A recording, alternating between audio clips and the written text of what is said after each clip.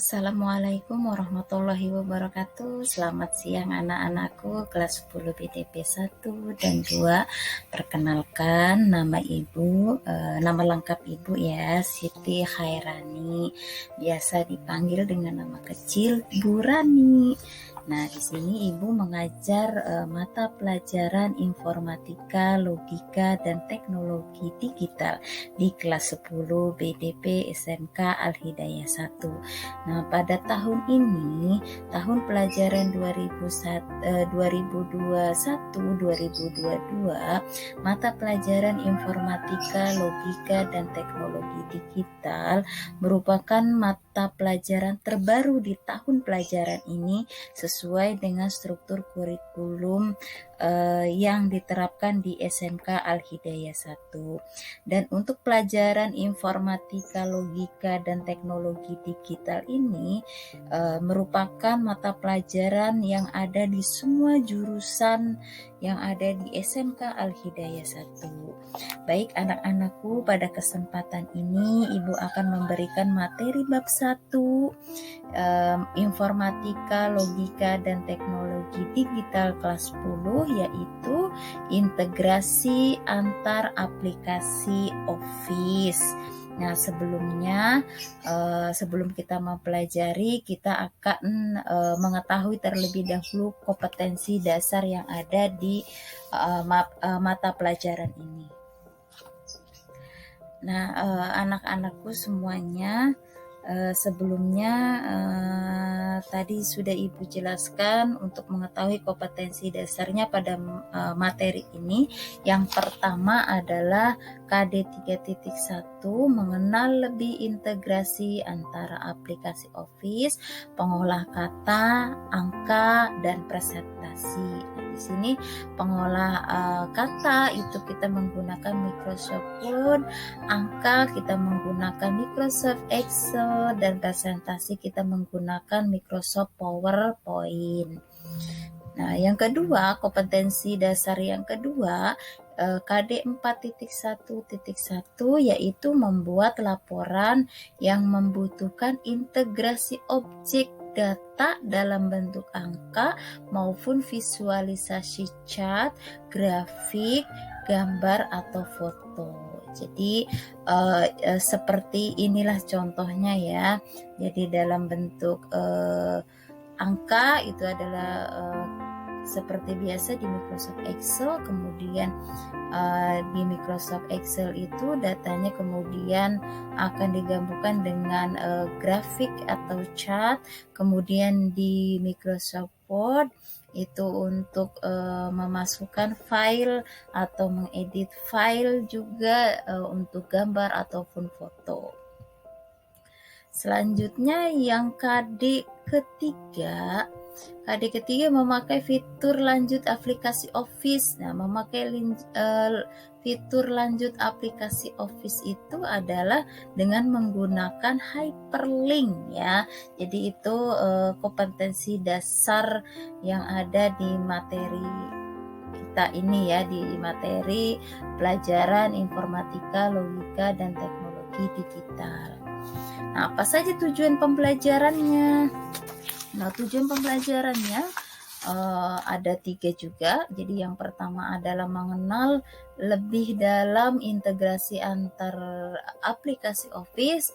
Yang kedua itu adalah membuat word grafik dengan menggunakan Microsoft Word dan Microsoft Excel. Yang ketiga adalah memakai fitur lanjut aplikasi Office untuk membuat hyperlink di PowerPoint ke Word. Itu tujuan pembelajaran yang akan kita pelajari di mapel informatika ini ya. Jadi tujuan pembelajarannya ada 3 poin. Nah, materi inti, terus kemudian bagaimana materi inti pembelajarannya. Nah, setelah kita mempelajari tujuan pembelajaran, berarti ada materi inti yang harus kita pelajari. Nah, berikut materi inti pembelajaran yang akan kita pelajari. Yang pertama, mengenal integrasi antar aplikasi Office. Yang kedua, membuat grafik di Microsoft Word dan Microsoft Excel. Yang ketiga, memakai fitur lanjut aplikasi Office untuk membuat hyperlink di PowerPoint ke Word ya. Jadi itu merupakan materi inti pembelajaran. Jadi materi inti pembelajaran yang akan kita pelajari yaitu aplikasi Office dari mulai Microsoft Word, Microsoft Excel, kemudian sampai ke Microsoft PowerPoint. Nah, anak-anak bisa dipahami ya jika sudah kita lanjutkan kembali. Nah, di sini kita mulai dengan pengertian integrasi. Apa sih yang dimaksud dengan integrasi? Di sini yang dimaksud dengan integrasi adalah adanya saling keterkaitan antara subsistem sehingga data dari satu sistem secara rutin dapat melintas menuju atau diambil oleh satu atau lebih sistem yang lain. Maksudnya seperti apa? Maksudnya itu adalah saling keterkaitan atau terhubung antara sistem yang satu ke sistem yang lain. Jadi itulah yang dinamakan dengan namanya integrasi. Nah, dalam mata pelajaran dalam pengertian integrasi ini ada sistem yang terdapat dalam sistem integrasi. Apa sih konsep dari integrasi sistem? Yaitu adalah suatu konsep sistem yang dapat saling berhubungan satu dengan yang lain dengan berbagai cara yang sesuai dengan keperluan. Tadi sudah jelas ya, jadi pengertian dari integrasi, kemudian konsep integrasi sistem itu seperti apa. Intinya adalah keterkaitan atau terhubung satu dengan yang lain. Nah, kemudian apa sih yang dimaksud dengan sistem integrasi atau integrated system? Di sini pengertian dari sistem integrasi atau integrated system itu adalah sebuah rangkaian proses untuk menghubungkan beberapa sistem komputerisasi dan software aplikasi baik secara fisik maupun secara fungsional. Itu dari pengertian integrasi, konsep integrasi sistem, sampai sistem integrasinya. Sampai sini bisa dipahami anak-anak. Kita lanjutkan ya. Nah, di sini apa sih atau bagaimana cara mengintegrasikan aplikasi satu dengan aplikasi yang lain? Jadi maksudnya bagaimana cara menghubungkan aplikasi satu dengan aplikasi lain? Di sini caranya akan kita bahas. Silakan perhatikan ya. Yang pertama, jadi ada 4 cara. Yang pertama adalah pemanggilan prosedur. Pada metode ini, aplikasinya akan melayani sebut saja kita aplikasinya adalah server, jadi servernya ya yang pertama. Kemudian harus menyediakan mekanisme agar bisa dipanggil aplikasi lain, sebut saja aplikasi klien. Jadi maksudnya mohon maaf. Jadi maksudnya di sini yang dimaksud dengan pemanggilan prosedur itu seperti apa? Jadi maksud dari pemanggilan prosedur itu adalah jika aplikasinya ingin dihubungkan ke aplikasi lain, maka salah satu aplikasi itu harus menyediakan mekanisme atau bahasa kita itu namanya prosedurnya ya. Jadi menyediakan mekanisme. Jadi bahasa kita itu namanya prosedurnya. Jadi contohnya seperti ini. Contohnya itu adalah supaya cepat merespon untuk memanggil seseorang, bagaimana caranya? Apa yang harus kita lakukan? Ada yang tahu? Nah, jadi bagaimana supaya kita memanggil seseorang itu supaya cepat merespon. Maka caranya adalah dengan memanggil namanya, maka dia akan merespon. Nah, itu contoh dari namanya adalah pemanggilan prosedur. Ya, bisa dipahami ya. Yang kedua adalah messaging.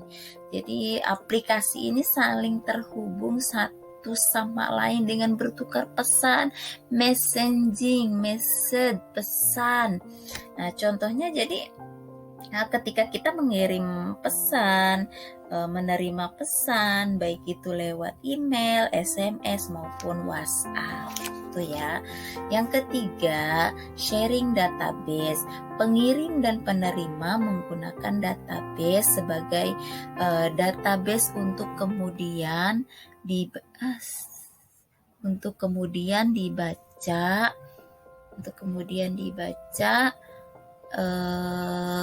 untuk kemudian mohon maaf, untuk sharing database ini itu pengirim dan penerima menggunakan database sebagai media pertukaran data. Jadi pengirim itu menaruh datanya ke suatu tabel di database untuk kemudian dibaca oleh penerima. Yang keempat di sini itu adalah file transfer. Jadi file transfer di sini itu pada mekanisme ini biasanya format file dan struktur data di dalamnya sudah ditentukan. Demikian juga dengan lokasi penyimpanan file dan aturan penamaannya.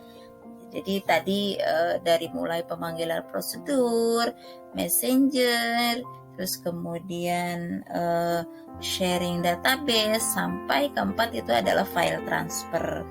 Jadi file transfer ini contohnya kita mau mengcopy paste atau meminta file atau mengirim file dari teman kita. Nah, dari teman kita kan biasanya kayak misalkan ada tugas, Ahmad, saya minta file itu dong, file soal gitu, kirimin ke WhatsApp saya ya, kirimin ke email saya ya. Nah, itu adalah file transfer atau menggunakan flash disk ke laptop ataupun komputer. Jadi itu dari 4 kategori cara mengintegrasikan aplikasi satu dengan aplikasi yang lain. Baik anak-anak, kita lanjutkan kembali ya. Nah, di sini cara yang paling sering digunakan dalam mengintegrasikan aplikasi Microsoft Office tadi itu ada 4 itu.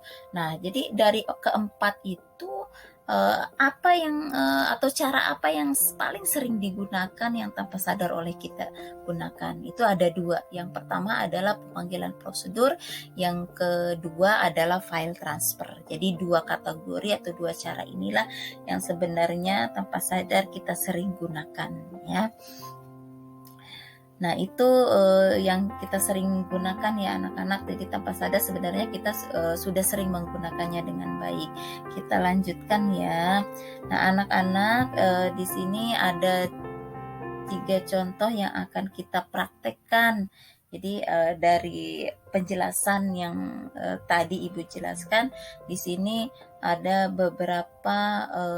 Jadi setelah pertemuan pertama ini, terus nanti ada pertemuan kedua.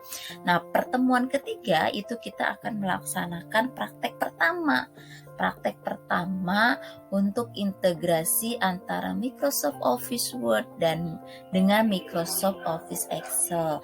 Prakteknya apa? Yaitu adalah pembuatan biodata dengan menggunakan Mailmesh. Jadi dengan menggunakan Mailmesh. Jadi di sini kita akan praktek sebuah dokumen ya dengan menggunakan Mailmesh. Nanti ini yang akan kita bahas lebih detailnya. Jadi apa itu Mailmesh, kemudian bagaimana cara menggunakannya. Nanti ini yang akan kita praktekkan. Kemudian bahan-bahan praktek apa saja yang kita perlu persiapkan. Jadi yang perlu kita persiapkan itu seperti apa. Nah, di sini yang pertama adalah aplikasi Microsoft Office ya. Jadi yang pertama adalah Microsoft Office. Ya, aplikasi Microsoft Office ini kalian bisa lihat atau download yang belum punya, atau bisa sudah tersedia di laptop, komputer, atau di Android kalian. Aplikasi Microsoft Office yang terdiri dari Microsoft Word, Microsoft Excel, dan Microsoft PowerPoint. Yang kedua adalah dokumen utama. Dokumen utama ini adalah dokumen dalam bentuk file Microsoft Word. Jadi file yang isinya merupakan naskah utama. File ini dalam bentuk Microsoft Word ya. Yang ketiga adalah sumber data. Jadi sumber datanya file yang digunakan untuk menyimpan data yang nantinya akan kita masukkan ke naskah utama. Ke naskah utama bisa menggunakan Microsoft Excel atau Microsoft Access.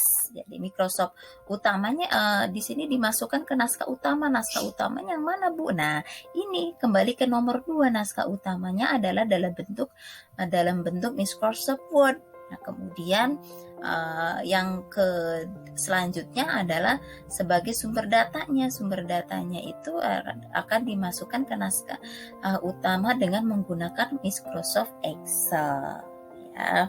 Jadi nanti kita membuat file seperti itu. Jadi seperti itunya seperti apa, Bu? Nah, ya, di sini Ibu akan jelaskan contoh naskah utama file Microsoft Word-nya. Di sini kalian harus menyiapkan naskah utama dalam bentuk file Microsoft Word. Seperti apa, Bu? Yaitu adalah menyediakan biodata siswa, tapi hanya 3 saja ya.